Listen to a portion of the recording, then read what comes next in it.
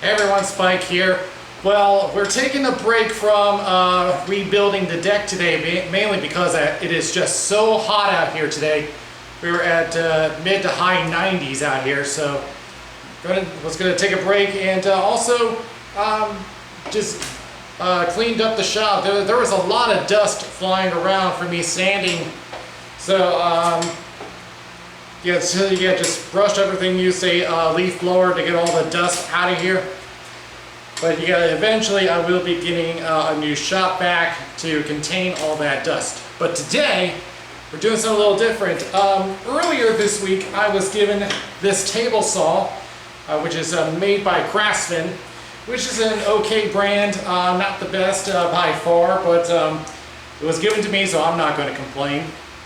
So what I'm doing today is that we're doing a blade change. Now, this looks like the original blade that was on there. It's a 10-inch blade, 36 tooth carbide tipped. Now, it looks like it's gone through some use, but yeah, this looks like an original blade. So just because I mean, you could probably still make cuts with this, but I would want to make sure that I got some clean cuts. So plus this is designed for fast strip and cross cuts, but I need something that can give it a good finish.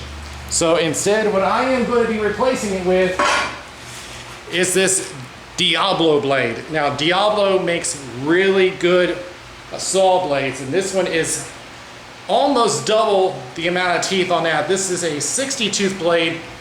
It is made for finer cuts. It's the same thing, 10-inch, has a 5/8 inch arbor. So we'll be installing that. Now I did go ahead and get a head start on the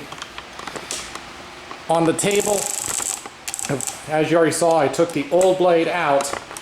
It had to take some effort because that was a tough blade to get out. Now, changing blades is going to differ between manufacturers, so this may be different from your own table saw.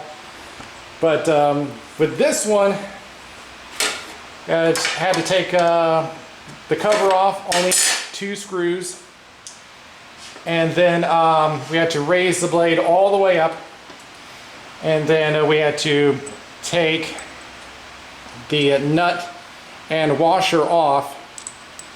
So yeah, it goes on like this to give it a good hold on the blade. But yeah, it was a tough one. I had to get the big wrench to get it out. So we have to make sure that it's going in the correct direction. And as this one notes, blade direction goes this way, so our teeth have to face us. And by the way, if you get a table saw, make sure you have a blade guard on there. We're going to put this blade on. I'm going to put this blade on here. All right, washer goes first, and then the washer. And this goes without saying, make sure you do this unplugged, because worst case scenario, you accidentally hit the power button and this thing cuts your hand off. So now if I can get that nut on, and you can tell that this table has been around for a while. Just need to make sure it gets on the threads correctly.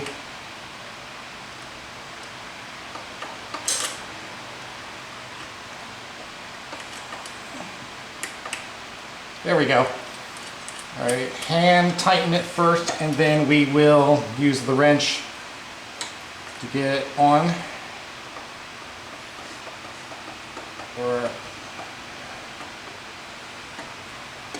Okay, so now I just need to make sure that that nut is tightened on, and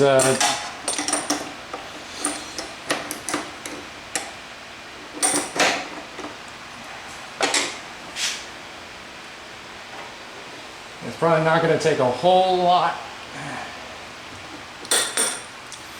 Okay, now we will put the cover back on.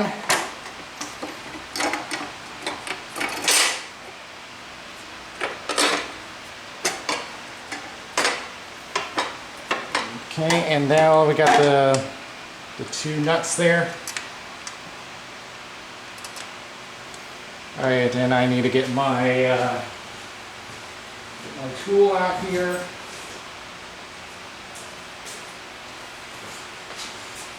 And this one requires a Phillips head. Make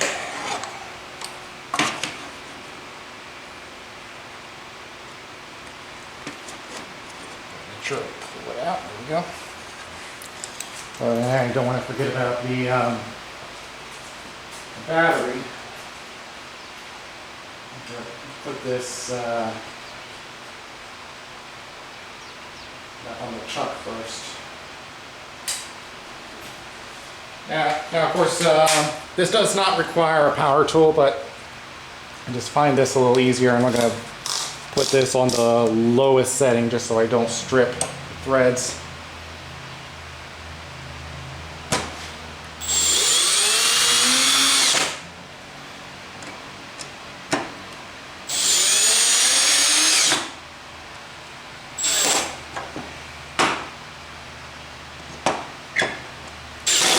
Okay.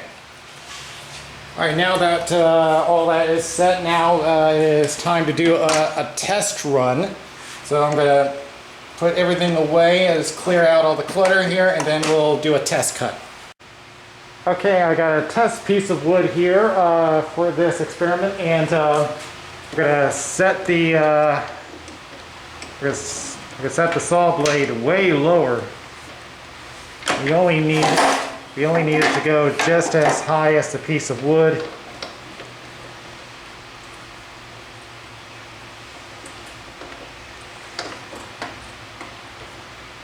And that should be good.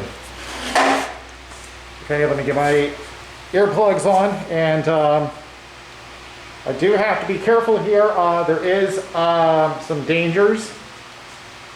Like pushing the wood forward, highly suggest a push stick. As a matter of fact, I'm gonna try to use something else to push it with. All right, let me test something real quick before I make any cuts.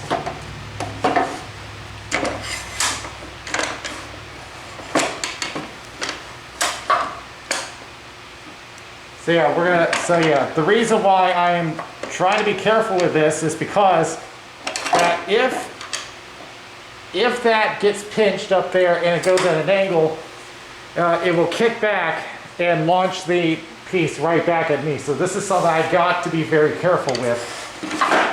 Other ways of doing it, you can use a sled. I am trying to use the miter gauge, but as you can see, the piece is going at an angle. So a little too risky to do that. So what I'm going to try to do is that I'm going to move the fence. See if that helps any. Let's see. Yeah, again, this is just a test cut.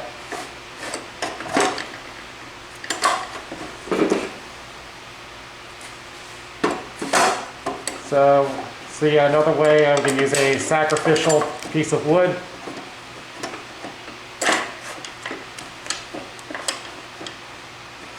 I'm just making sure that I can do this safely.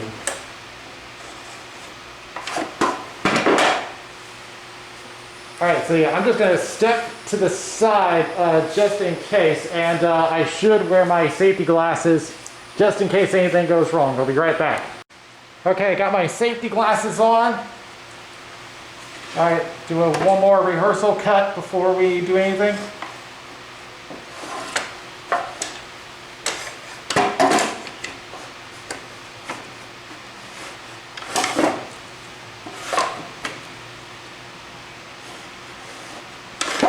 Okay, I think we can do this. Earplugs on. All right, start saw.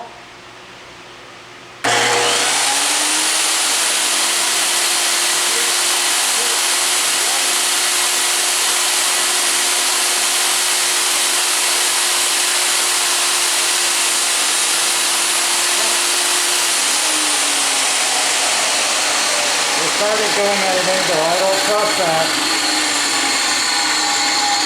I don't trust that. Wait for the saw blade to stop. All right.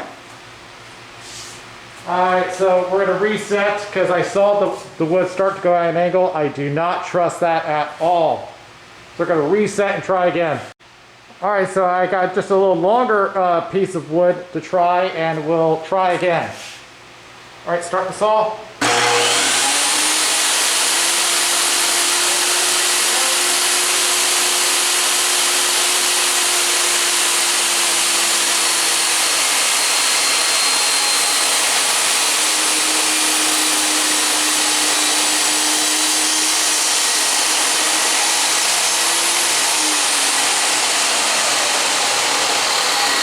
I gotta wait for the saw to stop.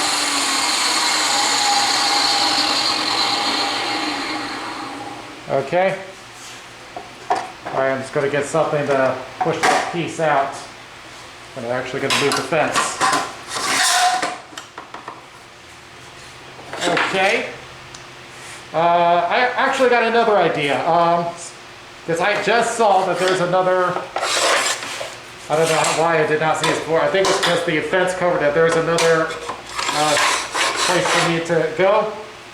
So we're going to move the fence over and we're going to try it again. Okay, so we're going to try it from the other side this time, and I'm going to see if that is, that's going to be better. So I'm going to put the block over here. Oh yeah, I can already tell that this is better. Okay, so put the blade down, or the blade guard down rather. Okay. Alright, set. Alright, blade on.